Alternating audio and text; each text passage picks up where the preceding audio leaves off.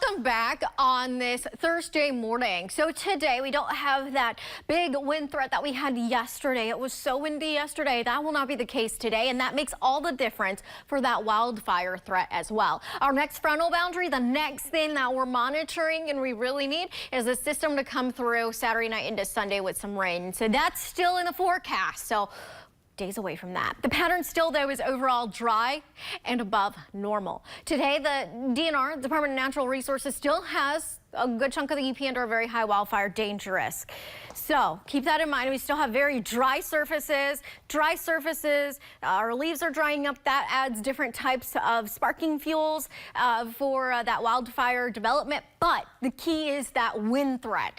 And today we don't have that strong wind threat, and that's good. So that minimizes that wildfire threat for us today, just for today, because this is going to be an ongoing situation we're going to have basically as we continue into October if we don't get any more systems to bring in some substantial rain.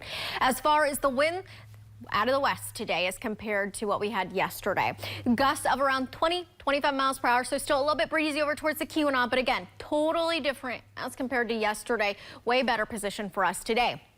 Next opportunity for rain Saturday night into Sunday. So we're expecting at around a quarter of an inch to a little bit higher than that of rain across most of the UP, with near half of an inch of rain across the far east end of the UP. We're days away from that, and we're really hoping for a little bit more than what we're expecting, but we'll see how that pans out. Today, sunshine for the morning, clouds increasing for the afternoon, and then clearing out again, staying dry.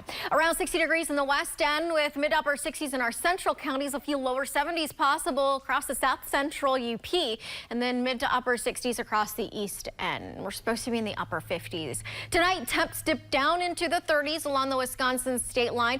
That could be just enough for some patchy frost to occur in those areas. Our shorelines will be in the 40s. So if you're taking extra care of your plants and you want to keep them alive, cover them up, as we could have a little bit of that patchy frost occur again inland and away from the Great Lakes. Here's the pattern in the jet stream. We have this zonal flow. This is the mid levels of the atmosphere. The zonal flow indicating generally a west to east wind flow with our pattern in our jet stream.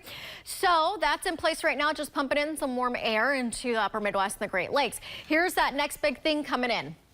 This is Sunday morning. Big trough digs in with this area of low pressure in the mid-levels of the atmosphere. So it's going to bring in some cooler air for next week, but it's going to bring in our next system that'll hopefully bring in that rain we're expecting for Saturday night into Sunday. Let's check it out. This is Sunday. Sunday will bump up some clouds. By Sunday morning, 8 a.m., that swath of rain will be just east of us. So this is kind of mainly a nighttime event for us. We'll still have some lake effect rain across our northern areas near Lake Superior, though, as we continue throughout the day. Following that, not much signs for additional systems.